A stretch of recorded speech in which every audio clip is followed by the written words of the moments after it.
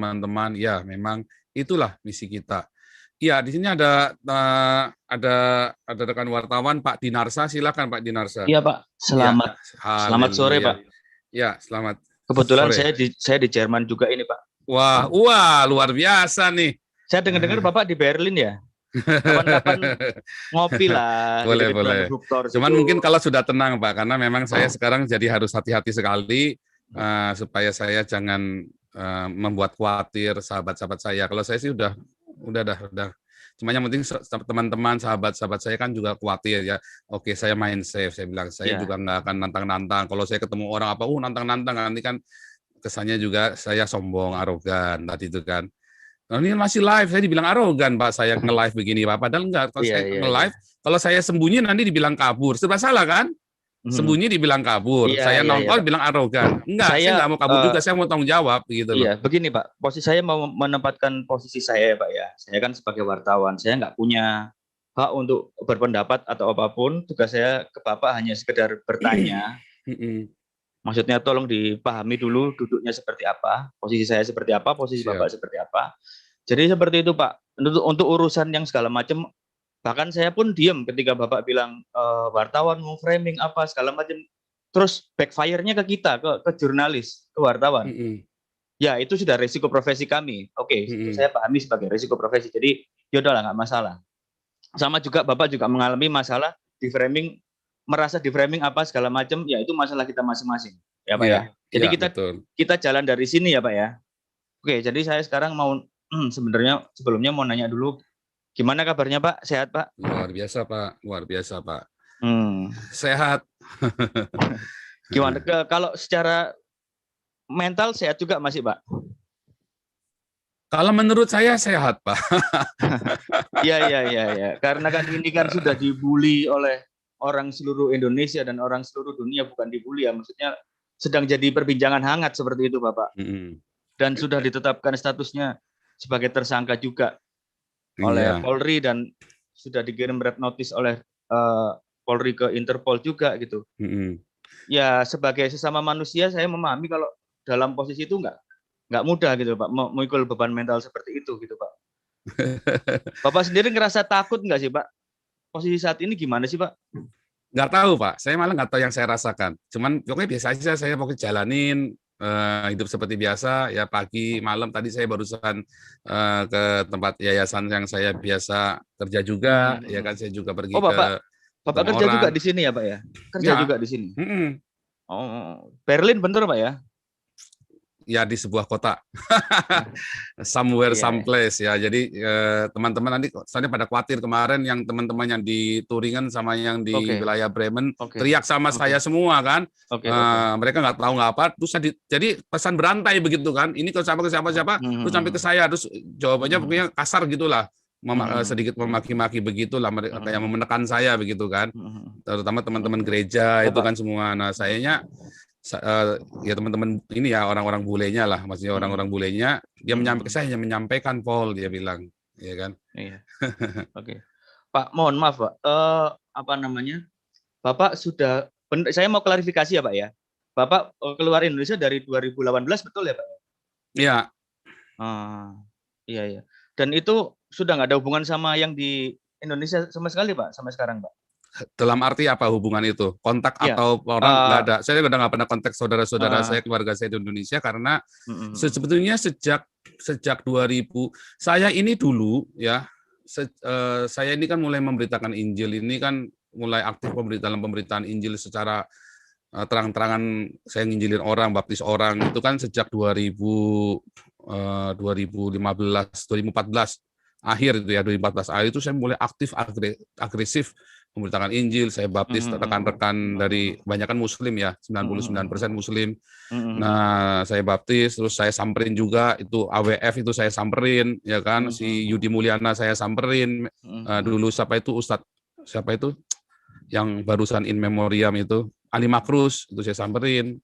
Nah, memang sejak itu saya mulai memisahkan diri dari keluarga. Saya kasih pengertian baik-baik yang saya lakukan ini beresiko dengan teman-teman mayoritas. Jadi dengan keluarga saya pribadi. Jadi waktu itu jangan saya mulai ganti nomor apa segala macam, jadi mereka nggak bisa hubungi saya lagi.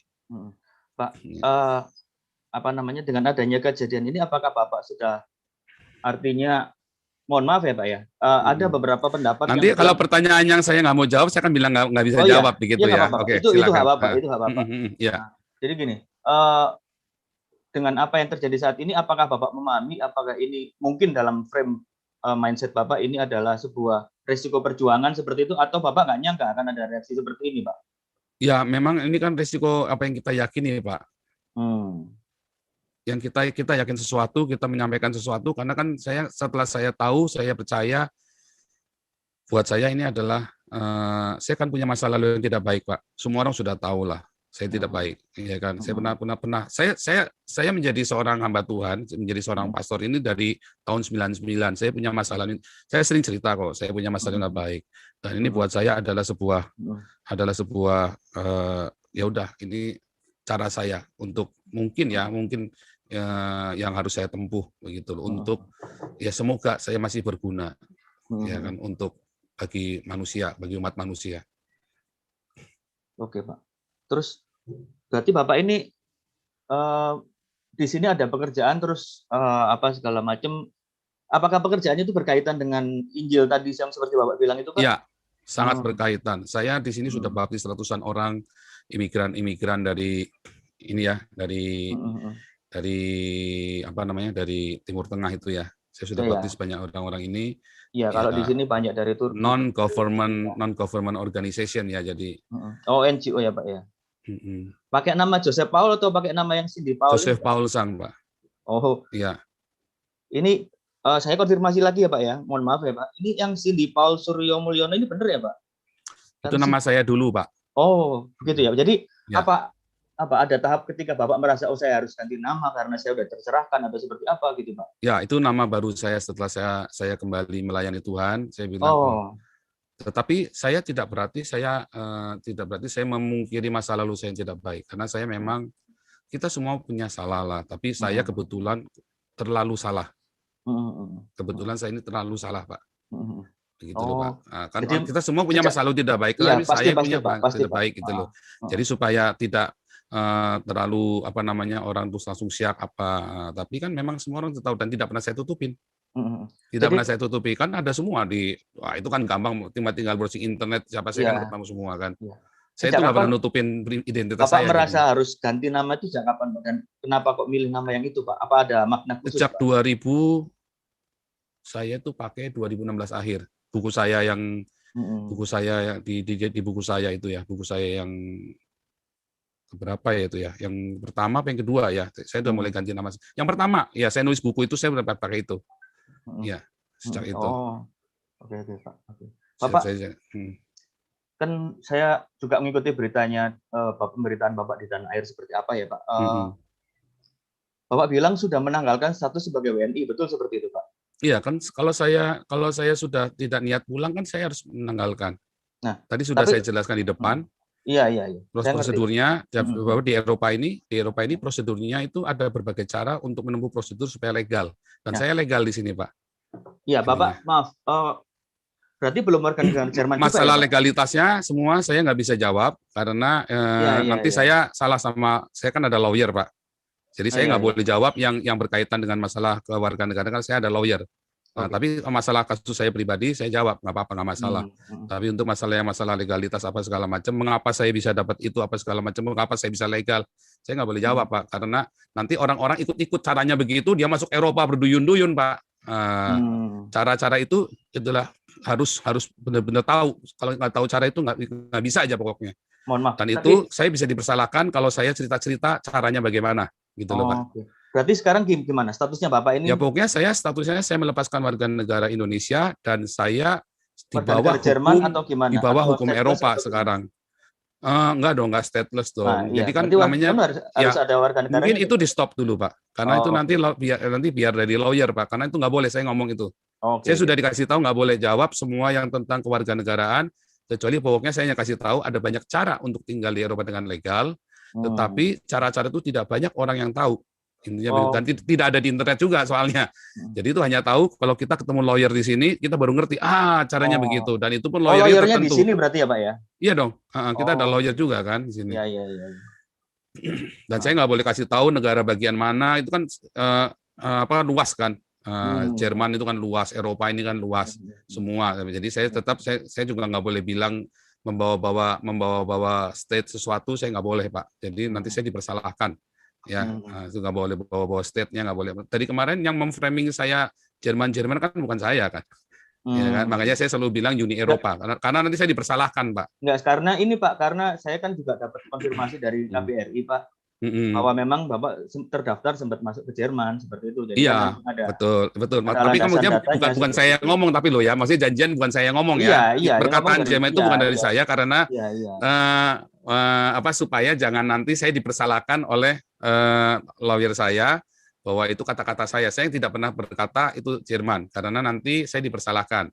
Tapi kalau yang ada di TV itu segala macam dan pernyataan dari teman-teman itu ya memang kan sudah ada terang-terangan di depan mereka, ketemu mereka, ya masa saya mau menyangkal kan nggak bisa juga.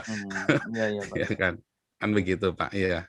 Terus ini apa Pak? Bapak selama ini isu-isu ini meluap, menjalani hidup seperti apa Pak? Biasa-biasa aja, santai saja, atau ada kekhawatiran? Yang ribet itu teman-teman dari gereja Pak, karena gereja kan cuci tangan dan nggak apa-apa. Memang itu kan saya tidak mewakili gereja. Nah, terus gereja di Indonesia ya Pak ya? Ya, marah dengan saya, termasuk gereja-gereja Indonesia di Eropa. Mereka marah dengan saya, marah sekali, bukan cuma marah sekali dengan saya. Tapi saya kan berhak melakukan apa yang saya yakini. Dan saya kan tidak menciderai orang, Pak. Saya kan tidak bunuh, tidak melakukan kekerasan terhadap orang lain yang merugikan nyawa orang lain, atau saya menipu untuk di YouTube saya sendiri pun saya tidak pernah kasih nomor rekening saya. Saya hati-hati sekali Pak, karena saya tidak mau apa yang saya yakin dan saya perjuangkan ini terkontaminasi Pak dengan itu semua tadi fitnah. Oh ini hanya mau panjat sosial, hanya mau cari uang. Enggak, jadi jangan dikatakan saya mau nipu, enggak ya. Saya tidak ada saya minta uang sama orang sekalipun pernah saya kasih rekening itu buat nyumbang orang, dan orangnya juga ada, yayasannya juga ada, semua ada ke sana, enggak ada 1 rupiah pun masuk ke rekening saya minta-minta Pak. Oke. Gitu Pak. Pak, terus apa berarti Bapak ini kondisinya sekarang ya moga-moga bisa ada titik terang ya Pak ya dari Bapak sendiri. Menurut Bapak seperti itu ya Pak ya? Saya berharap begini Pak. Nah, tadi ini pertanyaan yang saya suka dengan Jawa Pos tadi dulu ya, terus terang aja ya. Kenapa saya tadi juga dari kemarin saya bilang, kenapa cuma Jawa Pos yang menghubungi saya? Kalian semua kurang ajar wartawan, cuma Jawa Pos doang yang menghubungi saya. Saya bilang begitu kan. Harusnya kan nanya saya dong, yang berimbang dong. Kenapa kamu melakukan begitu? Ya kan? Nah, apa yang kamu inginkan? Ingin terang? Ya saya ingin terang. Ingin seperti apa Pak? Ini saya yakin ini tim saya di Indonesia juga sekarang lagi lagi memantau juga. Nah, makanya ini saya kasih kesempatan buat Bapak, apa yang mau diomongin dengan kondisi seperti ini. Ya sebetulnya kan gini. Jadi apa sih tujuan saya? Kan harusnya tanya begitu dong. Orang-orang nanya tujuannya apa ya dia ya. Tapi kan orang nebak-nebak semua. Tujuannya ini pasti agen ini, pasti ada itu. Mentang-mentang dia dari sana. Enggak dong, bukan mentang-mentang dong. Saya sudah begini dari tahun 2015. Saya sudah memberitakan Injil, dan saya mulai sadar. Ya kan, mulai banyak dibukakan, mulai berani. 2017 saya sudah mulai, orang-orang sudah mulai ancam saya juga. 2017, Amil Al-Qadri, Mualaf Center, semua sudah mau bunuh saya. Ya kan, sudah ancam-ancam saya, dan saya masih tetap melakukan aktivitas saya, apa yang saya yakini. Nah, sekarang saya ada di Eropa, Pak, di bawah kebebasan berbicara yang dilindungi oleh undang-undang Eropa. Iya, saya paham, Pak. Saya senang sekali, saya langsung teriak sekeras-kerasnya apa yang ada di hati saya yang dari kecil. Saya dari kecil, Pak. Saya dikeroyok, Pak. Saya dikeroyok sama orang-orang kampung itu. Cina kau! Wah, dihajar, Pak, saya, Pak. Wah, ayah saya selalu bilang apa? Jangan dilawan ya. Nanti kita semua ribut. Jangan dilawan ya. Tapi apakah saya benci? Enggak. Dulu saya berkelahi, Pak. Saya lawan, saya diem-diem, Pak. Ribut, Pak. Rumah saya disantri satu kampung, Pak, datangin rumah saya, Pak. satu kampung datengin. Wah, tapi kan ayah saya orang yang punya hati bapak yang baik ya. Jadi bilang, wah dia pasang badan waktu itu hampir dia dibunuh sama orang kampung itu kan. SMP saya sama Pak. Saya Itu masuk sekolah negeri. meninggalkan bekas di Oh dalam enggak, psikologis saya Bapak. hanya cerita. Saya cerita, oh Oh. bekas enggak. Waktu SMP juga sama. Nah, tapi waktu SMP saya lebih banyak di apa? Saya diem. Cina kau. Nah, sekali waktu saya nggak sabar, dikeroyok Pak saya, mau kembali dikeroyok lagi. Tapi nggak apa-apa. SMP kelas 3, saya sadar, saya terima Tuhan Yesus, saya lahir baru. Terus saya mulai ngerti, mereka begitu karena mereka punya kemarahan juga. Wah, benar juga. Jadi saya yang harus injili mereka. Saya injili mereka. Beberapa saya bawa ke Tuhan Yesus, Pak.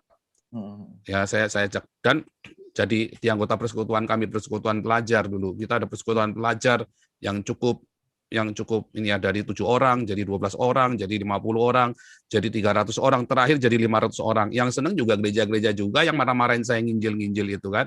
Saya dulu penginjilan di jalan dari SMP, Pak. Di jalan maksudnya seperti apa, Pak? Door to door di gitu? Jalan saya teriak-teriak, bertobatlah di terminal bis, Pak. Saya gitu, teriak, Pak? Iya, masuk. Wah, mau digamparin orang tuh, Pak.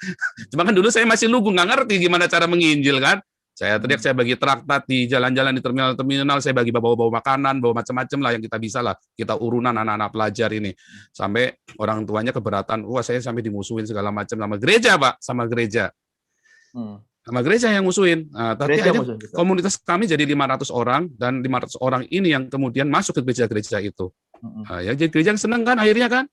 Kan gereja juga yang senang akhirnya, walaupun dia marah-marah ngomel-ngomelin saya setengah mati. Senangnya di mananya, Pak? Ya kan jemaatnya tambah banyak. Oh, iya. Jemaatnya tambah banyak, itu aja kan. Tapi kan saya nggak urusan mau sampai senang, yang penting mereka datang kepada Tuhan Yesus. Itu urusan gerejanya. Kalau dia mau cari duit, ya urusan dia sama Tuhan. Kalau dia benar-benar mau mengembalakan jemaatnya dengan baik, itu urusan dia sama Tuhan. Saya kan nggak boleh menghakimi. Cuman intinya mereka yang dulu ngomel-ngomelin saya senang juga, akhirnya juga kan. Nah, nerima limpahannya saya kan, limpahan jemaat itu kan. Saya sendiri kan tidak mendirikan jemaat apapun, ya kan. Nah, terus apakah itu membekas? Enggak, saya suka cita sekali, Pak. Saya orang-orang yang dulu musuhin saya, ada yang beberapa yang saya baptis tuh, Pak, yang dulu berkelahi sama saya segala macam. Apakah itu membekas? Ya, enggak dong, enggak membekas. Cuman masalahnya begini, Pak. Saya baru tahu korbannya nggak cuma saya. Saya pikir saya gara-gara saya dulu bukan orang kaya kan. Saya kan orang miskin dulu kan. Sekarang udah kaya berarti, Pak ya? Ya bukan, maksudnya gini. Saya kaya di dalam Tuhan Yesus. Artinya yang setiap saya butuh Tuhan sediakan. Saya memang hari ini nggak punya tabungan yang luar biasa ya. Tapi setiap kali saya butuh, saya doa sama Tuhan Yesus. Termasuk biaya saya, biaya berangkat kemari pun, semua saya nggak pernah satu peser pun saya nggak pernah minta sama orang, ya. Semua tuh tiba-tiba Tuhan kasih, saya berdoa tiba-tiba nggak tahu, ini tante baru kenal ya, ada tante tua ya, udah 60-an itu ya, tiba-tiba kamu katanya saya dengar kamu ini ya lagi penginjilan. Oh iya, dikasih uang saya persis nilainya tiketnya itu persis. Jadi saya nggak pernah minta-minta uang, saya nggak pernah pamer-pamer nomor rekening saya di luaran, Pak. Apakah saya marah? Balik lagi, saya kecewa dengan gereja? Enggak juga, saya juga nggak marah sama gereja. Itu kan kita semua punya tugas tanggung jawab sendiri-sendiri. Kan saya bilang, saya nggak hidup dari perpuluhan, saya jadi nggak ada masalah. Kalau gereja tidak suka dengan saya, PGI nggak suka sama saya, ya nggak apa-apa, suka-suka. Oh, itu pendeta palsu, ya suka-suka dia. Sama saya ngaku Nabi 26. Saya kan juga nggak maksa Bapak percaya saya kan. Apa saya pernah maksa Pak Dinarsa, kalau tidak percaya sama saya Nabi ke-26, saya taruh parang di lehermu. Kan enggak kan? Nggak boleh saya begitu. Mau percaya syukur, nggak percaya sudah. Saya ini pendeta, Anda percaya syukur, nggak percaya sudah. Tapi saya lebih senang dipanggil pastor, karena sertifikat saya tulisannya pastor, Pak, bukan pendeta, Pak. Gitu. Oke, Pak. Pertanyaan selanjutnya, Pak. Ya, saya memahami jalan hidup Bapak sebagai, Bapak bilang tadi penginjil, apa segala macam, dan harus mengabarkan apa yang menurut keyakinan Bapak betul, benar gitu, Pak ya. Nah, dan ketika sampai pada momen ini, apa yang Bapak sampaikan itu akhirnya mungkin menyakiti orang lain yang punya keimanan lain apa segala macam. Betul. Terus dan kejadian seperti saat ini gitu, Pak. Terus Bapak dijadikan tersangka dan bola es terus menggelinding sampai nggak tahu sampai sebesar apa gitu, Pak. Bagaimana Bapak mengantisipasi situasi ini? Apakah Bapak sadar kalau itu saya menyakiti, atau memang Bapak menyampaikan apa yang menurut Bapak ingin disampaikan aja seperti itu, Pak? Yang Oh, saya sudah pikirkan, Pak. Yang bisa stop ya wartawan, Pak. Yang bisa menstop bola saljunya hanya wartawan. Kan wartawannya memviralkan kan. Nah, contoh ya, ini contoh. Waktu saya membaptis si Ali Makrus sama Yudi Mulyana, kemudian akhirnya dibaptis juga ya. Saya injili Yudi Mulyana tahun 2017, terus tiba-tiba dia marah-marah sama saya kan, terus tiba-tiba saya kaget Yudi Mulyana dibaptis. Misalnya begitu kan, tapi kan para mualaf-mualaf itu kan nuduhnya saya yang membaptis. Wah, saya lagi di sini, gimana saya cara baptisnya Yudi Mulyana kan? Ya, tapi intinya saya bersyukur. Pokoknya mau apapun Yudi Mulyana sama Ali Makrus, Ustadz dua Ustadz ini kan nyatanya kembali kepada Tuhan Yesus. Yang memviralkan siapa? Apa saya? Bukan kan? Yang memviralkan orang Islam sendiri kan, orang-orang Muslim sendiri kan. Nah, waktu saya ngomong kemarin, ya kan, banyak yang YouTubers yang ratusan ribu, ya kan, Refli Harun, Rudi Kamri, Denny Cokro, Denny Siregar. Apa saya yang memviralkan? Bukan. Mereka yang memviralkan saya, Pak. Bapak Bapak belum ya, tapi kayak Detikcom kemarin, saya bersyukur ya, saya terima kasih buat Jawa Pos, Detikcom. Saya nggak nulis, Pak, karena saya belum ya, dapat. Terima kasih. Saya respect, dan saya dari dulu memang suka baca Jawa Pos, Pak, karena memang dari dulu saya bilang, ini orang-orang Jawa Pos ini memang objektif, jadi hati-hati. Dan mudah-mudahan kali ini pun objektif juga ya, nanti waktu nulisnya pun. Nah, kayak Detikcom, dia tulis hati-hati dan malah menghubungi saya, Tirto juga menghubungi saya. Artinya kalau memang mau memberitakan, jangan cuma diberitakan satu yang potong, yang kagak ngerti, orang-orang kagak ngerti apa-apa, terus Menkominfo bilang blokir itu akunnya Joseph Pangalusang. Sekarang saya harus mengaku, memang sudah diblokir, bagaimana? Bagaimana orang mau tahu kebenaran dong akunnya diblokir sama kalian? Kalian cuma potong sepotong, saya bilang Nabi ke-26 bla bla bla. Ya kan? Terus yang lainnya ada apa di sebelum dan sesudahnya? Yang bikin ulas siapa yang motong itu? Wartawan. Bukan Jawa Pos ya. Bukan Jawa Pos. Bukan. Saya udah paham kok, Pak. Nah, itulah masalahnya, Pak. Jadi yang bisa menghentikan bola salju ini hanya wartawan. Karena bolanya kan ada di wartawan kemarin kan, bukan di saya. Tapi Bapak merasa nggak, kalau dari Bapak sendiri ya, ini tanpa keterlibatan dari pihak luar, wartawan atau segala macam. Kalau ini keluar akan menyakiti pihak lain, merasa nggak ada sedikit? Kenapa harus sakit hati, Pak? Yang saya ucapkan. Pertanyaannya, mengapa harus sakit hati? Siapa yang sakit hati? Menteri Agama kah? Berarti Menteri Agama kadar keimanannya kurang sekali. Wah, cetek banget kalau Gus Yakut itu bilang sakit hati. Kalau Ketua MUI bilang sakit hati, wah kalian tuh cetek banget iman kalian itu. Tuhan Yesus disakiti, dihina, nggak pernah sakit hati. Haleluya, itulah Tuhan yang saya sembah, Pak. Nggak pernah dia menyakiti. Wah, tapi kan nggak menyakiti. Oh, Tuhan Yesus bilang terkutuklah orang Farisi. Ya kan? Paulus bilang, hei ular beludak. Oh, dia tunjuk, Pak. Yohanes Pembaptis, dia tunjuk mukanya Herodes. Ditunjuk, Pak. Kita itu boleh menyuarakan yang kita nggak benar. Yang kita nggak boleh adalah kita bunuh orang, atau kita bacok orang, atau kita ancam orang. Yang kita nggak boleh, Pak. Di dalam kekristenan yang saya pelajari, ajaran yang jalan Tuhan yang saya pelajari, kita boleh mengkritik. Roma 13 ayat 1, kita nggak boleh kita memberontak sama pemerintah. Ajak demo yuk, pemerintah di demo. Nggak boleh, Pak. Menghasut itu nggak boleh. Tetapi ketika saya melakukan kritik sosial, itu boleh, Pak. Diizinkan di dalam Alkitab saya, Pak. Oke, Pak. Itu namanya suara kenabian. Nah, balik lagi. Pertanyaannya, loh kalau umat kan belum dewasa. Menteri mungkin nggak sakit hati, Ketua MUI nggak sakit hati, Ketua PBNU Robikun nggak sakit hati. Tapi kan umat, nah berarti kan kalian gagal mendidik umat kalian untuk dewasa. 70 tahun, lebih dari 70 tahun Indonesia merdeka. Oh, bukan merdeka, Indonesia tidak pernah merdeka. Indonesia itu didirikan tahun 1945. Jadi tidak pernah dijajah. Saya ralat ya, Indonesia tidak pernah dijajah. Jadi Indonesia tahun 1945 berdiri. Sejak berdirinya Indonesia sampai hari ini lebih dari 70 tahun. Umat masih sakit hati urusannya agama. Waduh, orang lain sudah pada pergi ke bulan, ke Mars, kalian masih ngurusin sakit hati. Berarti ada yang salah pendidikan agama di Indonesia. Makanya Pancasila, saya kagum dengan Soekarno. Dia tidak bilang keagamaan, tapi ketuhanan. Karena Soekarno sudah melihat jauh ke depan apa yang akan terjadi bangsa ini. Musuh kamu itu orang kamu sendiri. Nah, itu loh Pak yang saya sekarang ini saya suarakan. Oh, jadi emang saya cuma mengkritik Islam saja? Enggak loh Pak, saya mengkritik gereja habis-habisan loh Pak. Saya dicaci maki sama gereja PGI pun bilang saya ini kan, orang nggak jelas kan. Jadi nggak cuma Bapak saja, nggak cuma nggak cuma Gus Yakut dan Ketua MUI saja, PGI pun bilang saya orang nggak jelas, Pak. Oke, Pak. Bapak kan Gitu, tadi bilang Pak. nggak mungkin mengajak untuk memberontak ke pemerintah dalam tanda kutip ya, Pak ya, ngajak demo apa segala macam. Nggak boleh. Dan sekarang sikapnya pemerintah adalah mentersangkakan Bapak. Ini sikap pemerintah loh, Pak, melalui Polri ya, Pak ya. Karena kan memang ada pasalnya di Indonesia, jadi nggak salah dong pemerintah. Boleh ya, Pak ya? Ya. Nah, ini kan sikap pemerintah melalui Polri mentersangkakan Bapak dengan pasal-pasal ya yang kita semua udah tahu seperti apa penistaan dan segala macam. Terus ada yang menuntut Bapak untuk meminta maaf lah segala macam seperti itu. Sikap Bapak seperti apa, Pak? Apakah akan minta maaf terus akan menghubungi pemerintah atau seperti apa?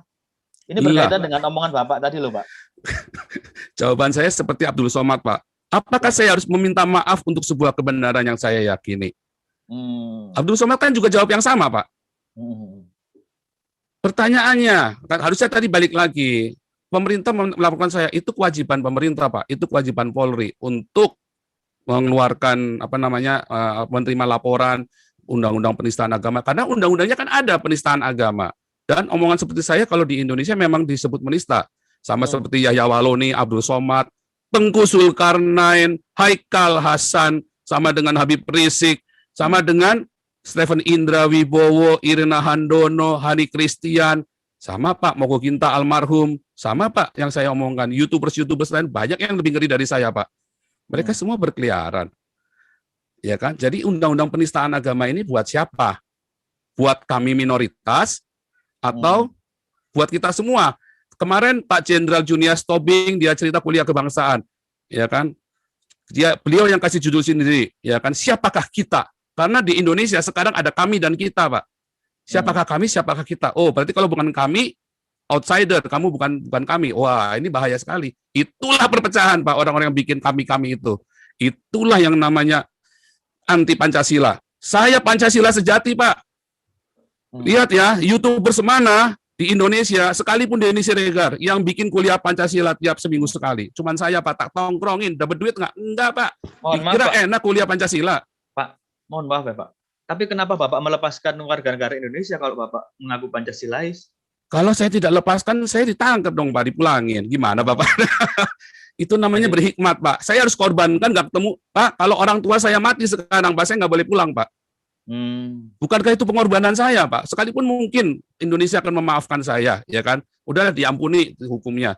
Tetapi saya, sekalipun orang tua saya meninggal, saya kan nggak bisa pulang. Begitu saya pulang, selesai semua. Sekalipun pemerintah pun bisa memaafkan, belum tentu orang-orang Islam yang cetek-cetek ini ilmunya bisa memaafkan saya, toh. Nah, jadi justru itu pertanyaan saya, Pak, kepada saya menggugat Indonesia dan Pancasila. Iya dong, Pak. Iya. Seperti apa, Pak? Saya dari kecil PMP, ya, PSBB, sejarah diajarin lagi, bolak-balik diajarin lagi, sampai kuliah diajarin lagi, sampai sekarang Pak Jenderal Junius Tobing masih ngajarin Pancasila. 6 jam tuh, Pak, kalau kita baca Pancasila di YouTube saya, Pak. 4 minimum 3,5 jam. Sampai 6 jam. Tak tongkrongin, Pak. Saya pengen tahu. Akhirnya saya bilang sama Pak Junius, Pak Jenderal, ini cuma retorika. Nyatanya nggak ada yang begini, Pak Jenderal. Nggak ada. Ini semua retorika doang. Mana ada Pancasila di Indonesia? Eropa lebih Pancasila daripada Indonesia. Maksud Bapak, ya kan? Seperti apa, Pak? Ketuhanan yang Maha Esa. Apa di Eropa pernah ada Bapak dengar persekusi agama di sini? Justru orang-orang yang dipersekusi agama larinya ke sini. Orang-orang dari Timur Tengah, Muslim semua, apa di sini dilakukan anarkis? Hampir tidak ada. 1-2 itu oknum yang benar-benar sedikit sekali. Ada, Pak, di Hanau. Wah, itu sedikit sekali, Pak. Tapi ada pemantiknya apa? Pemantiknya apa? Kejadian di itu di Hanau yang orang mati, orang contoh gitu kan? Bapak tahu? Itu kan? ada pemantiknya, Pak. Gimana, Pak? Coba diceritakan. Pak. Iya, itu kan pemantiknya ceritanya kan kemarin yang di mana itu kemarin di Kolen. Makanya orang-orang mulai ada Islamofobia. Walaupun di Eropa ini kita diajarin, saya lihat anak saya sekolah ya, dididik begitu ya. Saya lihat kurikulumnya diajarin untuk nggak ada anti sama agama lain. Kalau di Indonesia diajarinya apa kemarin? Injil sudah dipalsukan, ya kan? Itu kurikulum pelajaran itu pernah saya muat itu buku-buku pelajaran. Injil sudah dipalsukan, geblek ini. Menterinya siapa itu waktu itu? Menterinya sebelum waktu zaman SBY terakhir. Injil malah diizinkan buku Injil. Nah, di sini nggak boleh Pak begitu Pak. Berarti yang lebih Pancasila mana? Kan nggak ada, kan kelihatan sekali Pak. Nah, jadi jelas Pak di sini. Masjid Ahmadiyah gede tuh di Turingan, paling gede. Boleh. Sementara orang Syiah gede juga masjidnya. Di Indonesia, dibakar seorang-orangnya Pak. Oh itu fakta Pak, jangan cerita enggak fakta tuh diusir karuan Pak. Jadi lebih Pancasila mana? Lebih Pancasila Eropa Pak daripada Indonesia Pak. Iya kan? Jadi kalau sekarang, kemanusiaan yang adil dan beradab, kemanusiaan yang adil dan beradab. Kita semua imigran, jangan tanya Pak, Bapak tahu sendiri imigran. Saya kan pelayanan imigran, Bapak kan juga ada di Jerman, ya kan? Di Jerman juga paling banyak imigran, ada sekitar 11 juta itu. Sekarang saya nanya, imigran di Jerman sepatunya Nike semua, Adidas semua Pak. Iya, betul Pak. Coba manajer di Indonesia mau beli Nike ngeden Pak. Manajer loh Pak, manajer bank Pak, mau beli Nike ngeden Pak. Aduh. Kalau itu nama ngeden Pak. Dimanusiakan sekali Pak orang-orang ini Pak, dikasih rumah, dikasih pengobatan gratis, anaknya di sekolahin sampai kuliah gratis Pak. Tahu, itu Pak, kan kemanusiaan yang adil dan beradab Pak. Dimanusiakan, orang ini imigran hidup dari pajaknya orang Eropa. Ya kan? Persatuan. Wah, orang Eropa ini bersatu sekali, Pak. Waduh, mereka bangga sekali, Pak, dengan Eropa, Pak. Ya kan, mereka boleh keliling dunia, tetapi mereka bersatu, Pak, di sini, Pak. Mereka ribut, Pak, debat di Senat tuh kemarin, kan. Tapi mereka bisa kumpul-kumpul, bisa akur-akur. Di sini ada banyak sekali orang-orang ada banyak sekali denominasi. Mereka ribut debat doktrin, Pak. Wah, sampai pecah gereja. Begitu kita sudah duduk bersama makan bareng, mereka makan bareng, Pak. Jadi sekarang apa? Yang dan seterusnya. Kalau ada yang mau Bapak sampaikan kepada pemerintah, apa yang mau Bapak sampaikan? Berkaitan dengan ketidakadilan, berkaitan dengan apapun yang Bapak alami, apa yang mau Bapak sampaikan? Kemarin sebenarnya saya mau tulis ke Bapak tadi, harusnya begini loh Pak. Saya ini kan hanya seekor kutu di seberang samudra, ya kan? Tapi ada balok-balok di depannya Mabes Polri itu loh Pak, di depan gerbangnya Mabes Polri itu balok-baloknya itu ya Waloni, Abdul Somad, Tengku Zulkarnain, Haikal Hasan dan selanjutnya. Ada GKI Yasmin. Sampai sekarang juga nggak diproses itu, padahal kan konstitusional GKI Yasmin, dokumen sudah lengkap. Gus Yakut sudah 1 bulan, sudah hampir 6 bulan Pak Gus Yakut menjabat jadi Menteri Agama. GKI Yasmin tetap aja ditutup. Gereja-gereja kemarin GPDI sama yang di Jombang itu tetap aja ditutup Pak. Nah, jadi ada apa yang salah ketika saya ngomong hal seperti ini? Lalu saya salahnya di mana? Nggak ada dong, Pak. Sebetulnya menista agama itu berarti kan kemarin siapa tuh Bima Arya itu menista agama tuh. Siapa itu yang nutup GKI Yasmin pertama kali, Bima Arya atau siapa itu? Berarti dia menista agama dong. Itulah penistaan agama. Wah, itu malah bukan menista agama lagi. Dia benar-benar melanggar Pancasila, konstitusi kita. Seharusnya. Sorry, bukan kita lagi dong ya, bukan punya saya juga soalnya. Cuman kenapa saya tetap masih ngajarin Pancasila, minta Pak Junior Jenderal. Saya bilang loh, kalau Pak Jenderal keluar dari sini, wah selesai Pak Jenderal, nggak ada kuliah Pancasila, nggak ada yang berani. Cuman Pak Jenderal Junior Tobing aja yang berani teriak-teriak ngajarin Pancasila, ngomel-ngomelin orang-orang itu. Kenapa kita tetap, karena Pancasila itu, saya kan belajar filosofi segala macam, saya belajar semua Pak. Ternyata Pancasila itu mengerikan, Pancasila itu ada sesuatu yang indah sekali. Wah, Indonesia itu bersyukur punya Pancasila, tapi bukan Pancasila yang piagam Jakarta. Pancasila yang benar, yang punyanya Soekarno. Yang diajarin sama Pak Jenderal Tobing itu. Wah, sudah diajarin panjang lebar, nanti kan panjang lebar. Intinya Pancasila yang benar, bukan Pancasila yang piagam Jakarta. Nah, itu masalahnya kan nggak dipraktekkan, itu cuma retorika doang. Jadi salah saya di mana? Ketika saya berkata, mengkritisi, dan menganggap diri saya nabi dan saya meluruskan ajaran nabi sebelum saya. Nggak salah dong, itu kan tafsir saya, bebas saya. Kalau saya salah, Gus Yakut, ayo debat sama saya. Gus Yakut, Menteri Agama ya Pak? Iya dong, katanya dia kan paling topnya dong ilmu agamanya. Ayo debat sama saya kalau bilang Muhammad nggak salah. Iya dong. Iya Pak.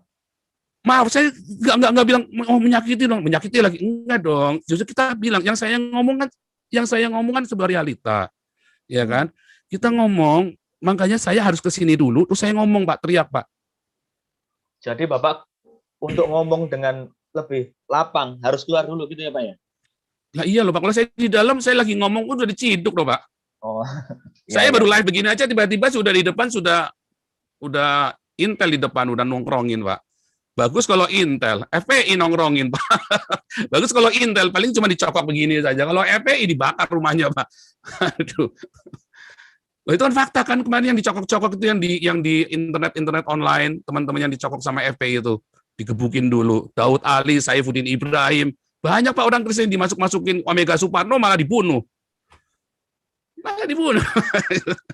Jadi saya garis bawahi ya Pak ya. Jadi permintaan Bapak pertama adalah mau menantang Gus Yakut diskusi ini Pak. Benar ya Pak? Ya? Iya Pak. Menantang Gus Yakut diskusi tentang keagamaan gitu Pak? Iya Pak. Atau tentang keislaman atau tentang apa Pak? Kalau saya kan bukan Islam Pak. Kalau tentang keislaman saya salah dong Pak. Oh, saya kan bukan Islam, kecuali saya pernah belajar di apa itu Stein. Tetapi kita cerita keagamaan dong yang universal.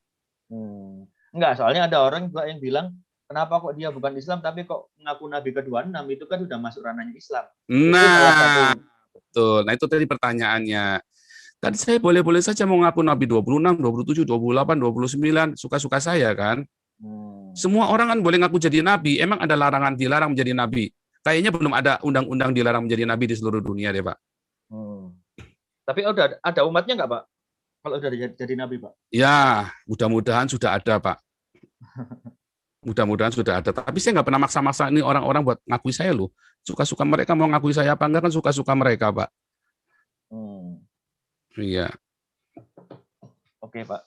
Jadi itu ya, Pak ya. Pertama pengen diskusi sama Gus Yakut. Terus yang kedua nggak merasa apa ya. Kalau orang-orang bilang Bapak bersalah, Bapak merasa ya ini memang yang harus saya sampaikan. Seperti itu ya, Pak ya. Pak, jalan yang saya tempuh itu jalan yang menyakitkan, Pak. Saya sendiri pun ngeri-ngeri sedap, Pak. Saya tampilkan setiap live YouTube saya, ya banyak ya. Tadi aja saya nyanyi sendiri karena istri saya lagi pergi. Saya selalu menyampaikan kepada selalu membawa anak istri saya, Pak. Saya tampak muka anak istri saya semua ada. Ya, saya yakin keluarga istri saya juga teriak-teriak, Pak, kalau dia tahu, ya kan. Saya nggak tahu mereka tahu apa enggak. Tapi kalau tahu mereka pasti juga akan ngeri-ngeri sedap. Karena memang kita udah bilang waktu kita mau berangkat kita lost contact, jangan di kontak. Tapi kita pasti kalau ada sesuatu yang membahayakan kalian kita akan kasih tahu. Yang sampai hari memang kita belum ada berusaha untuk ini ya, saya belum ada berusaha mengontak keluarga saya ya, saya belum ada dan belum ada niatan karena menurut saya pemerintah Jokowi ini kan relatif ya lebih baik ya. Saya bukan pendukung Jokowi ya, sorry ya, saya tidak lagi kami, tapi memang pada kenyataannya kan lebih aman walaupun gereja-gereja lebih banyak ditutup di zaman Jokowi, ya kan? Itu kan fakta kan, gereja ditutup di zaman Jokowi lebih banyak Pak, 200 gereja bayangin. Merasa di prank gitu Pak, apa gimana Pak? Maksudnya di frame dalam arti apanya? Merasa di prank gitu Pak, kok tambah ketika zaman Presiden Jokowi? Bukan, karena begini, tadinya orang-orang berpikir mungkin wah di prank nih teman-teman sesama aktivis kan. Tapi saya ngelihat lagi, terus ada kuliah kebangsaan dengan Pak Jenderal Junior Tobin juga. Oh itu bukan prank itu. Terakhir kemarin ya, lihat ada kota-kota syariah semua, terus tiba-tiba ada pasar syariah, terus ada pasar muamalat dan segala macam. Oh itu bukan prank itu. Oh itu ngeri itu. Itu tandanya ya Jokowi bikin kebijakan di boikot di daerah, termasuk GKI Yasmin. Oh saya bukan jemaat GKI Yasmin dan tidak ada satupun jemaat GKI Yasmin yang saya kenal ya. Saya hanya berdasarkan saya jalan, saya ngelihat, saya lakukan seperti ini. Jadi Jokowi itu bukan ngeprank kita, tetapi dia diboikot di bawah. Dan itu fakta. Kalau zaman Soeharto nggak bisa. Boikot di bawah diciduk semua itu yang di bawah-bawah. Ini bisa diboikot sama Bima Arya coba kan kelewatan kan. Kita toleransi, tidak ada undang-undang penistaan agama. Nyatanya saya masih dilaporkan penistaan agama sama politisi PSI yang katanya nasionalis. Kenapa dia nggak ngelaporin Yahya Waloni, si Husin Shihab itu? Kan kamu masuk jebakan Batman saya kan? Kenapa kamu nggak ngelaporin Yahya Waloni sama Abdul Somad dan CS-mu itu semua? Ketahuan si Husin Alwi Shihab ini adalah kadrun yang menyusup kepada nasionalis. Ketahuan. Sekarang topeng-topengnya kadrun semua kebuka semua. Ya kan? Siapa-siapa yang kadrun kelihatan semua. Nah, Pak, Anda masuk jebakan saya. Dengan keadaan itu Bapak ngerasa sakit hati nggak sih? Dengan Indonesia secara umum, Bapak tadi cerita dari kecil diberlakukan, dipanggil Cina, apa segala macam.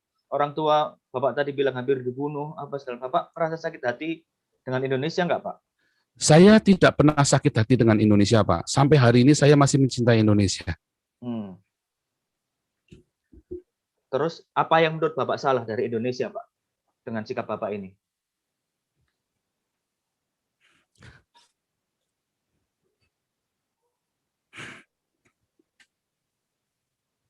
Pasti ada yang salah dong, Pak, dalam pemikiran Bapak. Kenapa Bapak harus merasa saya harus melakukan perjuangan, kan pasti harus ada sesuatu yang diperjuangkan kan, Pak. Dan ini konteksnya adalah Indonesia, begitu kan? Jadi begini, Pak. Wah, kalau saya ada cerita Indonesia, memang saya selalu ini ya, apa namanya? Jadi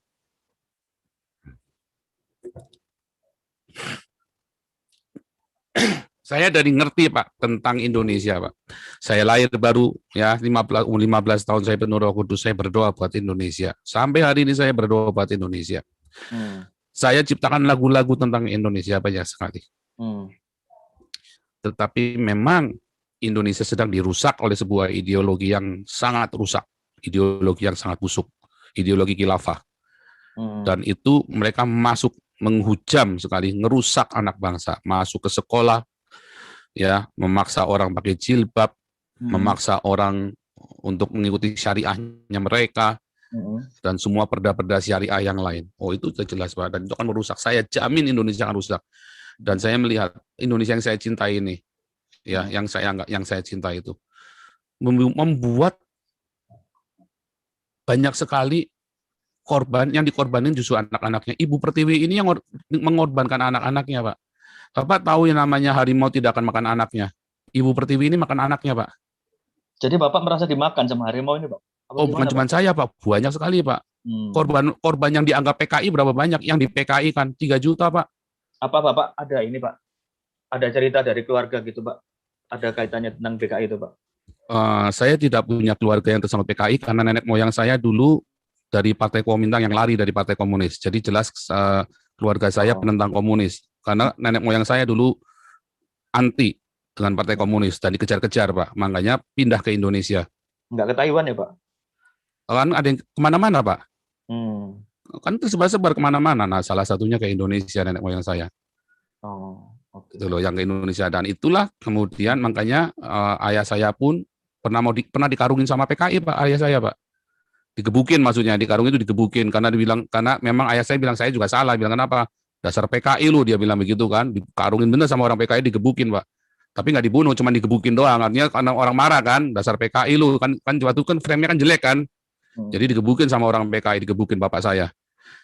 Tapi kan itu bukan sebuah dia mau bunuh, enggak, Pak. Bukan saya terus saya pro PKI, enggak juga. PKI itu dulu dari santri-santri yang saleh loh, Pak, pendiri PKI itu. Ya, itu rahasia umum, bukan rahasia lagi lah. Pendiri-pendiri PKI itu adalah santri-santri yang saleh. Ya, itu kan berasal dari syariat Islam, Pak. Ya, syariat Islam merah. Syariat Islam merah itu, Pak. Itu sudah ada di pelajaran sejarah kalau. Iya, tapi kan masalahnya kan nggak diakuin sama banyakan orang. PKI lu, PKI kan kalian sendiri kan. Dari kalian sendiri. Tapi kan kita kan mau sama-sama cerita Pancasila, Pak. Anggaplah saya ini nabinya Pancasila. Saya menganggap diri saya nabinya Pancasila sekarang. Ya kan? Kalau kemarin saya bilang nabi ke-26, saya bilang sekarang nabi Pancasila. Bagus, Pak, dibikin kaos, Pak, nabi Pancasila. Nah, nanti mau saya bikin Pak nabi Pancasila, Pak. Wah, nanti tinggal siapa yang mau jadi umatnya kan, mau ngaku apa enggak, malah digebukin nanti, Pak. Nanti saya lagi bikin merchandise Pak nabi Pancasila, nanti digebukin lagi ntar. Nah, kenapa? Aduh, Pak, ini Pancasila itu begitu saya di Eropa, Pak. Eropa ini Pancasila banget, kalau diterapkan indah sekali di Indonesia. Waduh, saya itu banyak ketemu ya, Pak, wartawan-wartawan itu. Ada satu wartawan di Belanda yang namanya Michael Mas, Pak. Ya, saya berusaha kontak beliau tapi belum mau ditemuin masalahnya Michael Mas ini. Dia nulis, dia ada satu tulisannya Michael Mas, Indonesia ini udah berubah sekali dalam 20 terakhir ini. Sejak reformasi, Pak. Nggak tambah maju, tambah nggak bener, Pak. Tambah nggak bener kan sejak reformasi kan? Kelihatannya aja maju, kelihatannya. Wah, kumbir. Di dalamnya, di bawahnya, wah makin parah loh, Pak. Konflik horizontal itu makin ngeri loh, Pak. Sejak reformasi itu, Pak. Kenapa? Karena ada yang mau menggoyang Pancasila. Ya siapa? Ideologi khilafah ini. Dan sekarang menampakkan diri semuanya. Kan saya kan hanya memberikan satu umpan. Contohnya siapa, Pak, yang orang-orang kan kalau ini ada ideologi besar bertahan di Indonesia kan nggak mungkin kok nggak ada yang endorse, nggak ada yang support kan nggak mungkin, Pak. Kalau menurut Bapak siapa sih, Pak, yang endorse? Lah itulah yang teriak-teriak khilafah yang kemarin undang Zakir Naik itulah. Siapa itu yang kemarin teriak-teriak khilafah itu? Loh nyatanya kan yang teriak-teriak khilafah nggak ada yang dipenjara kan? Yang PKI dibunuh, yang teriak-teriak khilafah nggak ada yang dipenjara satupun. Felix Xiao, HTI itu, ya kan? Panitianya Zakir Naik. Wah, itu kan bilang harus Islam. Wah, itu bahaya sekali tuh kalau bilang pemimpin harus Islam. Wah, itu melanggar Pancasila, Pak. Nggak ada, Pak, itu di UUD 45 pemimpin harus Islam. Ya kan? Dan Zakir Naik bilang pemimpin harus Islam kan? Kemarin di statement kan? Oh, itu kan sudah viral kemana-mana. Itu kan tujuannya buat goyang Ahok. JK pun mengakui kan? Bahwa dia sengaja mendatangkan Zakir Naik. Nah, so, kita ngerti kan siapa orang-orang khilafah ini. Apa yang Bapak alami ini kok seperti dejavu ya, Pak ya? Seperti kejadian Ahok. Ada yang bilang kayak gitu, Pak, ketika Ahok ini kan apa? Wah, Ahok itu orang hebat, Pak. Saya nggak sebanding, Pak. Saya ini penjahat, Pak. Bekas penjahat, Pak. Ahok itu orang, wah, levelnya dia di atas saya, Pak. Jauh, Pak. Dalam hal kejujuran, dalam hal prinsip, saya jauh, Pak. Jadi jangan bandingkan saya dengan Ahok. Tapi jauh. Tapi sama Ahok dihadapi, Pak. Bedanya seperti itu mungkin, Pak. Dihadapin bagaimana, Pak? Ya, maksudnya dihadapin persidangan, dihadapin, dia datang, ada apa namanya, dia di penjara, dia dihadapi, dia di penjara. Mana menurut Bapak? Kalau saya, kenapa harus saya hadapin? Ya makanya saya bertanya ke Bapak. Apakah saya melanggar hukum di Eropa ini? Kalau saya melanggar hukum di Eropa, saya hadapin, Pak. Kalau saya tidak melanggar hukum di Eropa, ngapain saya hadapin?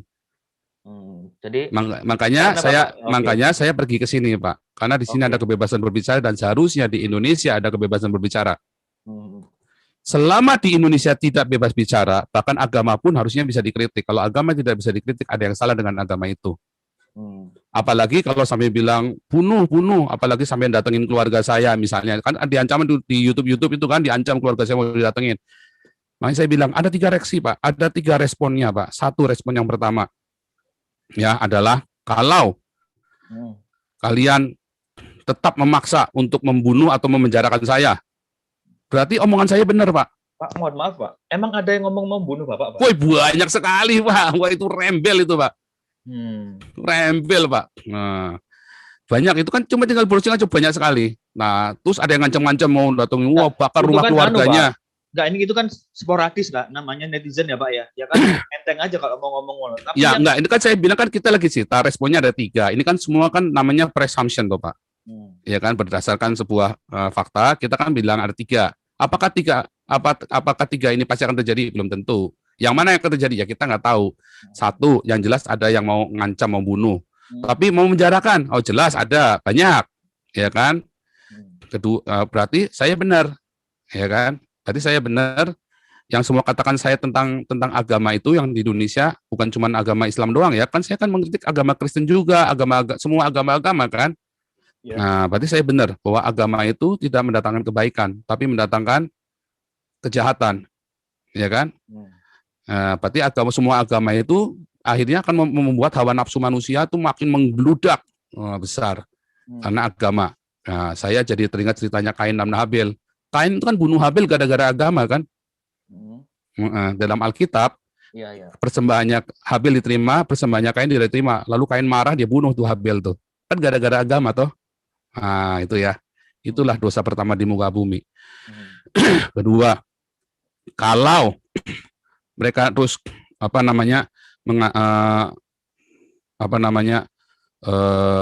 mengancam keluarga saya, ya, dan bahkan melakukannya, bukan cuma mengancam, melakukannya, ancaman, Pak. Kalau di Eropa udah termasuk teror loh, Pak. Emang sudah ada Pak ancaman itu Pak? Wih, Keluarga? banyak sekali Pak.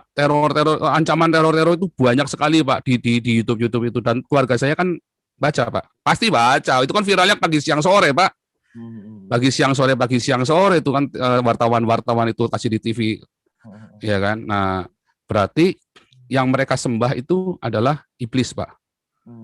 Bagaimana mungkin Tuhan ngajarin untuk melakukan pencitraan dan ancaman teror-teror itu? Ya kan? Bagaimana mungkin? Nggak mungkin Tuhan ngajarin begitu. Kalau Tuhan yang benar ya. Kalau Tuhan saya nggak ngajarin begitu, Pak. Nah, teror-teror bunuh apa? Wah, tapi kan itu rakyat. Nah, berarti ulamanya salah ngajarin. Berarti gagal. Negara Indonesia berdiri sudah lebih dari 70 tahun, ulamanya gagal untuk mendidik umatnya, Pak.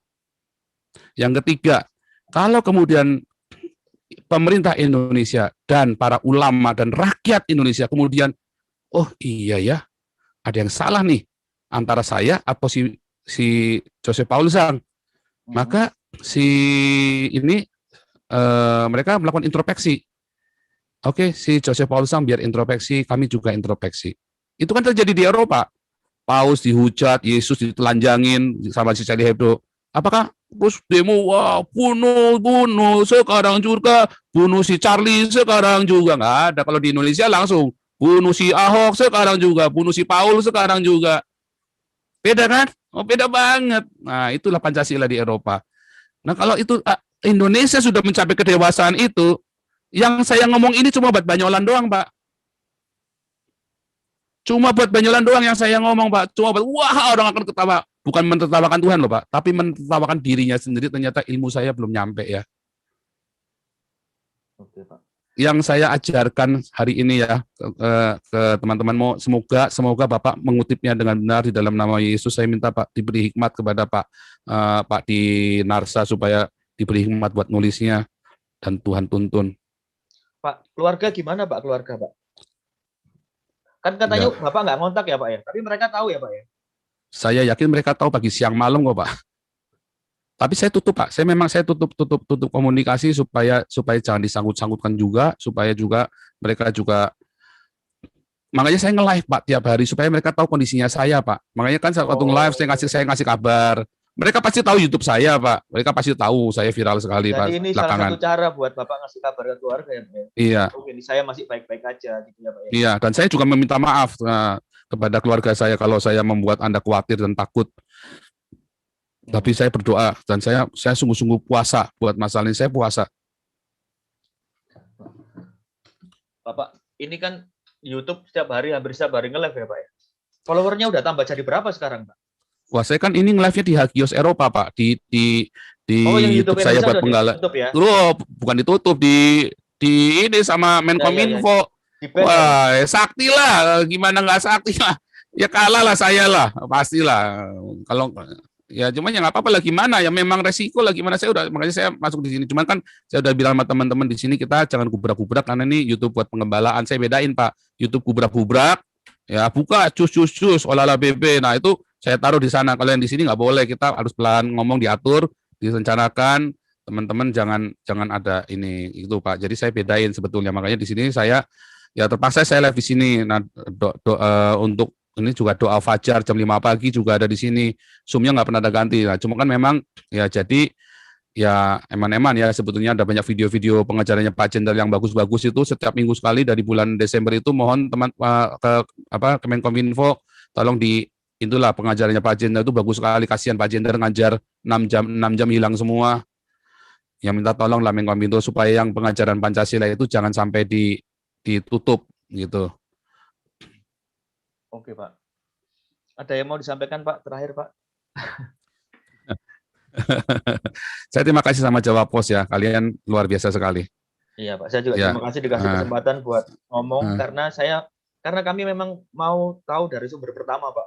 Karena ini saya udah berusaha untuk ngontak Bapak dan ya dapat kesempatan ini saya. Ya kan saya di spam Pak, email saya di spam, makanya email Bapak baru kejawab itu kurang setelah 2 hari kalau nggak salah ya Pak ya.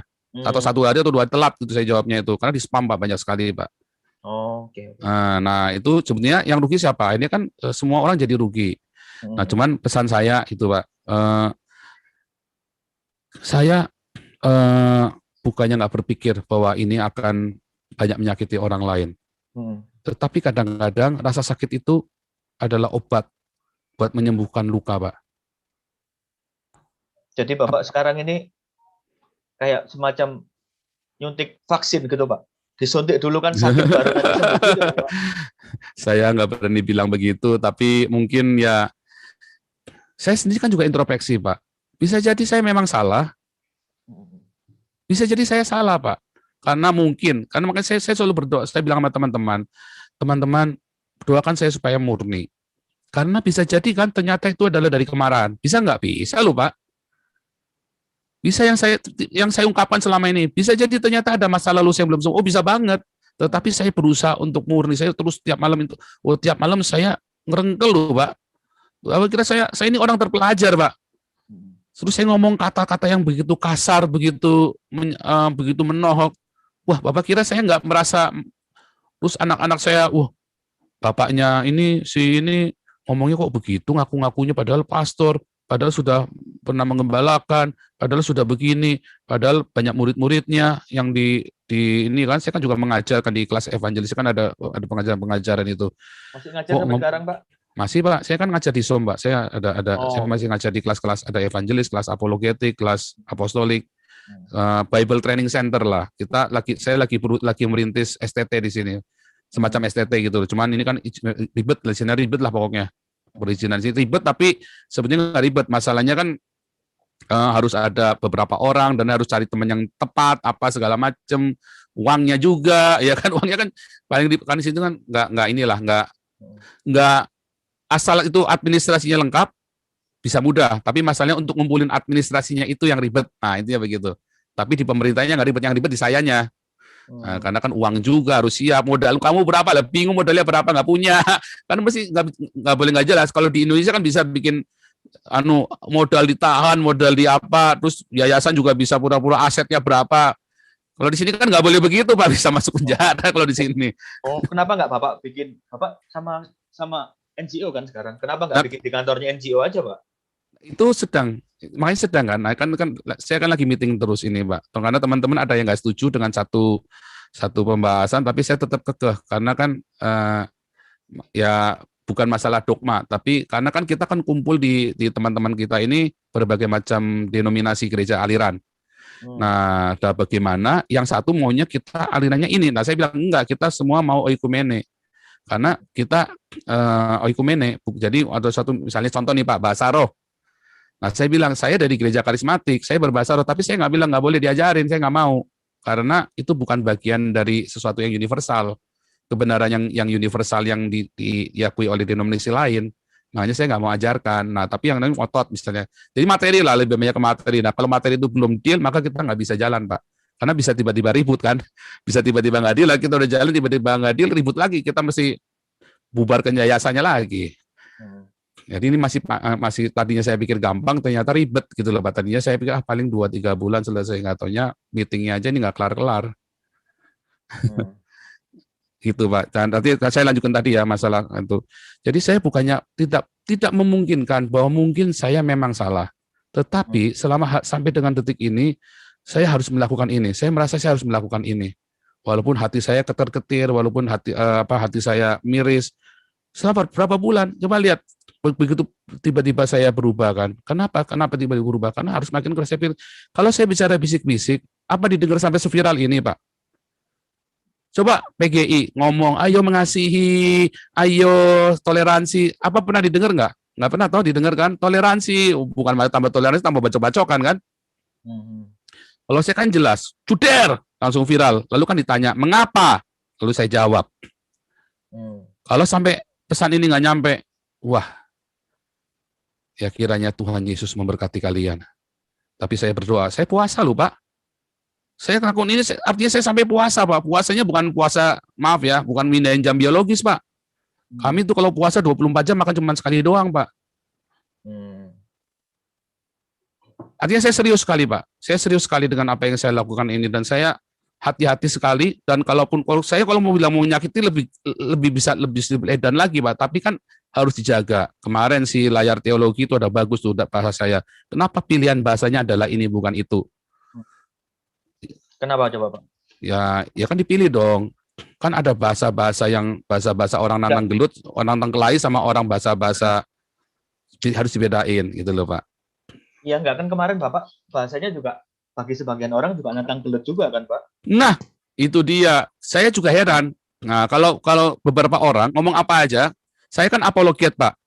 Saya menjawab tuduhannya orang Muslim terhadap Alkitab orang Kristen. Lihat di YouTube itu banyak ngawur-ngawur. Stephen Indra, Ani Kristian, ya ngaku-ngaku pendeta, ngaku-ngaku Romo, Bangun Samudra, ya para penipu-penipu ini kan, Ustadz Kaimana, tuh siapa lagi, ada satu lagi tuh Ustadz Kaimana, Bangun Samudra, ngaku-ngaku S3 segala macam, Irena Handono, ya kan? Itu harus saya jawab dong, Pak. Ketika saya menjawab, saya pasti akan menyakiti dong, Pak. Misalnya nih, kalian berkata, orang-orang Muslim berkata, Yesus tidak mati di salib. Saya bilang, siapa bilang? Muhammad yang bilang. Oh, Muhammad. Saya bilang, saya jawabnya apa coba? Yang benar Alkitab saya atau Alkitabnya orang Islam? Kitab sucinya orang Islam. Maka saya kan harus jawab dengan tegas kan? Kalau di Indonesia muter-muter, Pak. Nah, kalau saya milih jeder. Sama kan, Pak? Kalau muter-muter, terus orang Islam mau dengar nggak yang kita ngomong? Nggak mau lah Pak, ditutup kupingnya lah Pak. Kafir. Ketika saya ngomong jeder, kaget mereka. Viralkan punya saya. Lalu mereka baca semua tulisan saya. Namanya orang baca, dia baca. Dia nangkep nggak yang saya baca, yang saya maksudkan? Dari 1000, 10 nangkep Pak. Puji Tuhan Pak. Tapi kalau saya ngomong-ngomong alur gitu nggak diviralkan, ngomong sama 100 orang, 200 orang nggak ngerti Pak. Oke. Ya Pak, saya udah nangkap semua maksudnya Bapak. Halo? Iya Pak. Ya. Ya sudah paham semua maksudnya Bapak sih. Maksudnya sudah menangkap semua maksudnya Bapak seperti apa, udah jelas tadi Bapak ngomong apa aja. Dan tadi ya semua pertanyaan saya sudah terjawab lah. Kecuali ada beberapa hal yang belum dan Bapak nggak bersedia menjawab, misalnya tentang keluarga negara. Ya, khusus masalah state itu saya nggak boleh Pak. Memang nggak boleh karena nanti saya buka semuanya, nanti saya dimarahin. Karena ini sekarang ini kan banyak orang berusaha masuk ke Eropa, Pak. Orang-orang tanya sama saya pun saya nggak jawab, pribadi pun saya nggak jawab, Pak. Privat pun saya nggak jawab karena nanti sampai saya salah ngomong, saya kena masalah, Pak. Di masalah state itu saya benar-benar hati-hati. Makanya tadi saya ada sempat yang saya tegur, saya cuma menjelaskan sampai sini saja, selanjutnya tidak akan saya jawab lagi. Karena lebih dari itu nanti saya salah, Pak. Tapi Bapak di Jerman ya Pak ya? Enggak, saya cuma mau menggaris bawah itu aja Pak. Pokoknya saya ada di Uni Eropa Pak. Nanti kalau saya nyebut satu negara saya juga salah Pak. Saya nggak boleh pokoknya. Pokoknya saya nggak boleh sebut apa-apa. Nanti menjadi masalah. Lawyer saya juga sudah wanti-wanti sama saya. Oke. Oke kalau gitu Pak, terima kasih banyak. Ini saya sudah di host. Bapak nanti kalau sudah reda ya. Kita kapan-kapan ketemu Pak, kita ngopi bareng nanti Pak. Baik Pak, ya ini kan mengonfirmasi juga kalau Bapak ternyata tinggal dekat sama saya. Tanpa Bapak. Cuma nanti kalau sudah reda Pak, soalnya kalau belum reda kan nanti aduh takutnya nanti orang-orang marah sama saya karena itu tadi yang saya bilang kan teman-teman itu semua dari mulut ke mulut, terus teman-teman saya yang bule-bule negur saya, negur ngasih tahu, dia bilang Paul ini saya hanya menyampaikan nih teman-teman ya jangan marah gitu. Ya nggak marah lah. Iya. Ya kan bisa di Alexanderplatz atau di Tiergarten Pak, enak. Iya bisa. Bisa.